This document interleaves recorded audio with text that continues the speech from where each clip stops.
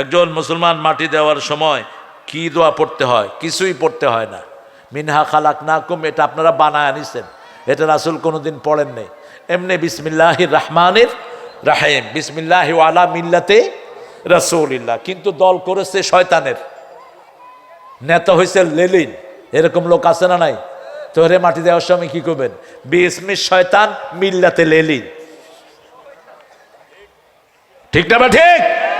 এক ওয়াক্ত নামাজ নাই, রোজা নাই, বিসমিল্লাহি ওয়ালা মিল্লাতে হইল। এইগুলি খেয়াল রাখবেন।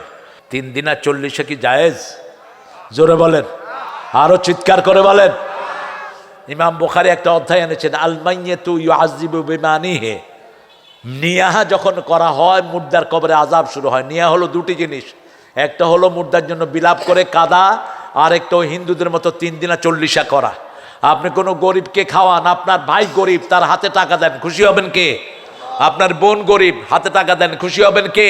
গ্রামের হতদরিদ্রদেরকে ঘরে এনে 2 বেলা খাওয়া দেন, খুশি হবেন কে?